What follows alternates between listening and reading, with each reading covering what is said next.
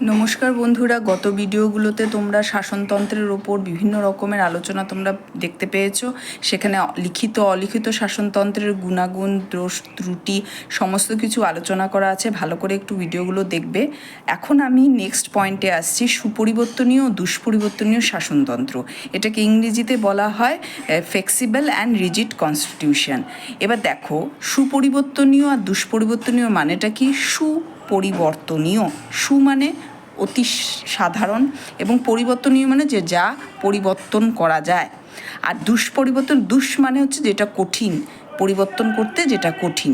এই নামের থেকে কিন্তু আমরা অনেকটা কিছু বুঝতে পারি। এখানে দেখো কি বলা আছে, শাসনতন্ত্রের সংশোধন সহজসাধ্য কিনা এই দিক থেকে লর্ড ব্রাইস শাসনতন্ত্রকে দুটি ভাগে ভাগ করেছে। একটা কি সুপরিবর্তনীয়, আরেকটা কি দুষ্পরিবর্তনীয়। তাহলে এই দুটি ভাগে ভাগ কে করেছে? Lord Bryce. সাধারণ আইন প্রণয়নের পদ্ধতিতে সহজে পরিবর্তন করা যায় তাকে বলে সুপরিবর্তনীয় শাসনতন্ত্র। এবং সুপরিবর্তনীয় শাসনতন্ত্রের ধারাগুলি পরিবর্তনের জন্য কোনো বিশেষ জটিল পদ্ধতি অনুসরণ করতে হয় না। সাধারণ সংখ্যাগরিষ্ঠের ভোট শাসনতন্ত্রের সংশোধন করা যায়। গ্রেট ব্রিটেনে শাসনতন্ত্র হলো সুপরিবর্তনীয় শাসনতন্ত্রের প্রধান উদাহরণ। ব্রিটিশ পার্লামেন্টে যে পদ্ধতিতে আইন প্রণীত হয় সে একই পদ্ধতিতে শাসনতন্ত্র সংশোধন করা যায়। যেখানে সাধারণ আইন পাশের পদ্ধতিতে শাসনতন্ত্রের পরিবর্তন করা যায় না, তার জন্য বিশেষভাবে জটিল একটি পদ্ধতি অনুসরণ করতে হয়, তাকে বলা হয় দুষ্পরিবর্তনীয় শাসনতন্ত্র। এখানে আমি একটা কথা বলতে চাই যে ব্রিটেনে তোমরা জানো অলিখিত শাসন, তাই সেখানে কি যে কোনো আইন পরিবর্তন করতে, আগের ভিডিওগুলো ভালো করে দেখবে, সেখানে বলা আছে লিখিত সংবিধান কিন্তু যেহেতু লেখা থাকে তাই তার রীতিনীতি ধারা বিভিন্ন রকম পর্যালোচনা করে তারপর ভোটাভুটি করে পরিবর্তন করতে একটু সময় সাপেক্ষ। কিন্তু যে সমস্ত অলিখিত শাসনতন্ত্র সেগুলো কিন্তু আমাদের পরিবর্তন করতে সরকারের একটু সুবিধা হয় বা অতি শীঘ্রই হয়, সেখানে সেটা কিন্তু সুপরিবর্তনীয়। এখানে মার্কিন শাসন ব্যবস্থা হলো দুষ্পরিবর্তনীয় শাসন ব্যবস্থার উপযুক্ত উদাহরণ। মার্কিন শাসনতন্ত্রের সংশোধন পদ্ধতিতে বিশেষভাবে জটিল। মার্কিন শাসনতন্ত্র সংশোধন করতে হলে সংশ্লিষ্ট প্রস্তাব কংগ্রেসের মানে কেন্দ্রীয় আইনসভা, মার্কিন যুক্তরাষ্ট্রের কেন্দ্রীয় আইনসভার নাম কি? কংগ্রেস, উভয় পক্ষের অন্তত 2/3 ভোট গৃহীত হবে এবং রাজ্যগুলি 3/4 50টি রাজ্যের মধ্যে অন্তত 38টির দ্বারা সমর্থিত হতে হবে। লিখিত সংশোধন শাসনতন্ত্রের সাধারণত দুষ্পরিবর্তনীয় হয়, আবার এর ব্যতিক্রমও আছে, যেমন নিউজিল্যান্ডের শাসনতন্ত্র। তেমনি আবার সকল দেশের লিখিত শাসনতন্ত্রের সমানভাবে দুষ্পরিবর্তনীয় নয়। এই যে দুষ্পরিবর্তনীয় যে সুপরিবর্তনীয় শাসনতন্ত্রের মধ্যে আমরা এই পার্থক্যটাই দেখলাম যে দেশের আয়তন, দেশের জনগণের এবং সেখানকার মানুষের চিন্তাধারার উপরেও কিন্তু অনেক সময় ডিপেন্ড করছে। যেমন মার্কিন যুক্তরাষ্ট্র যেহেতু বৃহৎ আকৃতির একটা রাষ্ট্র, সেখানে বিভিন্ন রাষ্ট্রের আবার ভাগও আছে, সেখানে তো দ্বৈত নাগরিকত্ব গৃহীত হয় এবং সেখানে যে 50টি রাষ্ট্রের মধ্যে যে কোনো 38টি রাষ্ট্র যদি সম্মতি দেয় তবে গিয়েই কিন্তু সেখানকার সংবিধান কি হয়? পরিবর্তিত হওয়ার জন্য প্রস্তাবিত হয়। আবার দেখো সুইজারল্যান্ডেও কিন্তু লিখিত সংবিধান হলেও সেখানে যেহেতু সুইজারল্যান্ড খুব একটা ছোট দেশ, সেখানে কিন্তু আইন প্রণয়ন করার সময় যে লিখিত সংবিধান হলেও সেখানে কিন্তু অতিরিক্ত কঠিন নয়। তেমন ভারতবর্ষেও আমরা দেখতে পাই যে সেখানে লিখিত সংবিধান কিন্তু উভয় পক্ষের, উচ্চকক্ষ এবং নিম্নকক্ষের সম্মতি নিয়ে এবং জনগণের অধিকাংশ রাজ্যের সম্মতি নিয়েই কিন্তু সেখানে পরিবর্তন সাধিত হয়। আর কিছু কিছু ক্ষেত্রে আমরা দেখি যেমন রাজ্যের নাম কিংবা সীমানা, এগুলো কিন্তু কিছু কিছু ক্ষেত্রে আছে যেগুলো নাকি অতি সহজে এগুলো পরিবর্তন হতে পারে। তো এগুলো ভাগ করে দেওয়া আছে যে কোথায় কোন জায়গাটাতে রিল্যাক্সেশন পাবে আর কোথায় পাবে না। তো তোমরা বুঝতে পারলে যে সুপরিবর্তনীয় ও দুষ্পরিবর্তনীয় সংবিধান সংবিধানের ওপর এইভাবে কিন্তু আমরা একটা রেখা অঙ্কন করতে পারি। এবার সুপরিবর্তনীয় দুষ্পরিবর্তনীয় শাসনতন্ত্রের মধ্যে পার্থক্যটা কি আমি এখানে আলোচনা করছি। এই জিনিসগুলো কিন্তু একটুখানি ডিটেলসে না শুনলে কিন্তু হবে না, কারণ শর্ট কোশ্চেনগুলো খুবই সোজা, হ্যাঁ টিকমার্ক দেওয়া যায়, নাম্বারও ক্যারি করা যায়, কিন্তু অ্যাকচুয়াল ব্যাপারটা কি কেন সেগুলো বোঝার জন্য কিন্তু ভিডিওগুলো অবশ্যই একটু দেখবে। সুপরিবর্তনীয় দুষ্পরিবর্তনীয় শাসনতন্ত্রের প্রকৃতি ও বৈশিষ্ট্য বিচার করলে উভয় ধরনের শাসনতন্ত্রের মধ্যে কতগুলি পার্থক্য পরিণত হয়। সুপরিবর্তনীয় শাসনতন্ত্র সহজেই পরিবর্তন করা যায়। আইনসভার সাধারণ আইন যেভাবে পাশ হয় সেইভাবেই এই শাসনতন্ত্রের সংশোধন করা যায়। সংশোধনের জন্য বিশেষ কোনো জটিল পদ্ধতি অনুসরণ করতে হয় না, কিন্তু দুষ্পরিবর্তনীয় শাসনতন্ত্রে সহজেই পরিবর্তন করা যায় না। দুষ্পরিবর্তনীয় শাসনতন্ত্রে সংশোধন করতে হলে একটি বিশেষ জটিল পদ্ধতি অনুসরণ করতে হয়।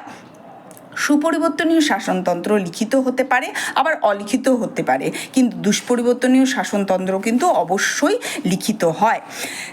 শাসনতন্ত্র সুপরিবর্তনীয় হলে রাষ্ট্রের সার্বভৌম কর্তৃক আইনসভার হাতে থাকে, কিন্তু দুষ্পরিবর্তনীয় শাসনতন্ত্র নিজের সর্বোচ্চ কর্তৃত্বের অধিকারী হয়, কারণ আইনসভাকে এক্ষেত্রে শাসনতন্ত্রের নিয়ন্ত্রণাধীন থাকতে হয়। মানে কি, সংবিধানই সর্বোচ্চ এবং সংবিধানের সমস্ত রায় আইনসভাকে, বিচার বিভাগকে এবং শাসনতন্ত্রকে কিন্তু মাথা নত করে মেনে চলতে হয়। মানে এই দুষ্পরিবর্তনীয় সংবিধান যেখানে আছে, শাসনতন্ত্র যেখানে কাজ করে, সেখানে কিন্তু সংবিধানই সর্বোচ্চ, সেখানে কোনো বিভাগ কিন্তু সর্বোচ্চ স্থান নিতে পারে না।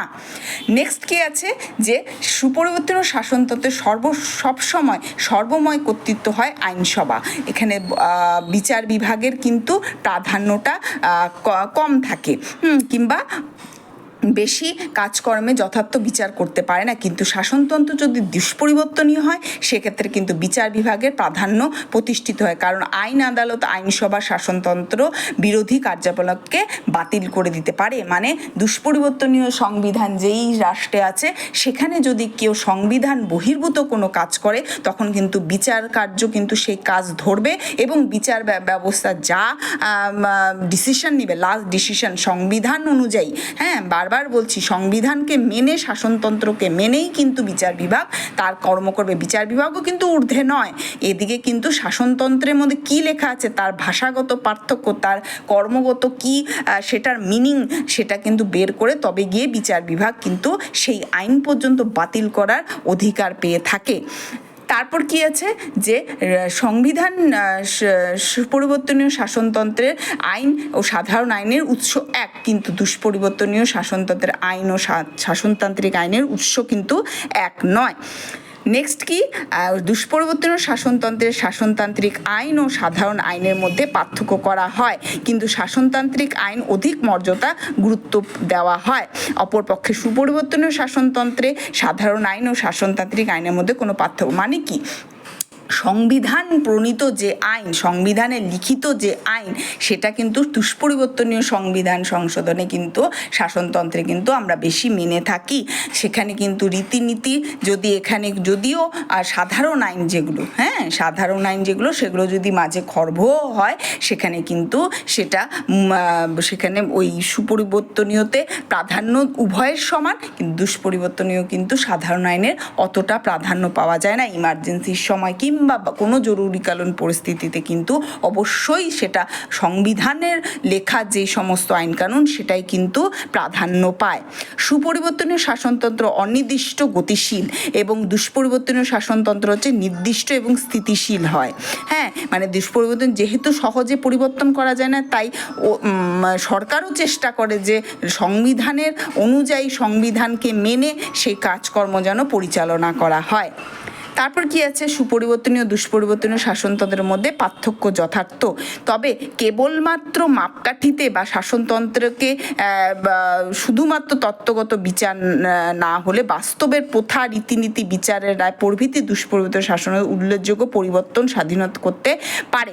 এক্ষেত্রে দুষ্পরিবর্তনীয় শাসনতন্ত্রের পরিবর্তন ঘটে। সর্বোপরি দুষ্পরিবর্তনীয় সুপরিবর্তনীয় শাসনতন্ত্রের মূল পার্থক্যগত, মাত্রাগত নয়। দেখো, উভয় উভয়টাই দুষ্পরিবর্তনীয় সুপরিবর্তনীয় দুটাই কিন্তু প্রযোজ্য এবং দুটোই কিন্তু প্রয়োজন আছে। ভারতবর্ষে যেমন উভয়কেই কিন্তু গ্রহণ করা হয়েছে, কারণ সময়ের প্রয়োজনার্থে কিংবা মানুষের জীবনযাত্রা পরিবর্তনের মাধ্যমে কিংবা পরিস্থিতির মাধ্যমে কিন্তু দেশের বিভিন্ন সময় বিভিন্ন কাজে কিন্তু উভয়ের গুরুত্বই অনস্বীকার্য এবং এখানে কিন্তু উভয়ের কিন্তু মাত্রা মূলগত পার্থক্য নয়, মাত্রাগত জাস্ট পার্থক্য, তাই উভয়কেই স্বীকৃতি দেওয়া উচিত এবং সময়ার্থে সেগুলো পরিবর্তন হওয়া উচিত এবং উভয়েরই যথেষ্ট উল্লেখযোগ্য কার্যকলাপ আছে।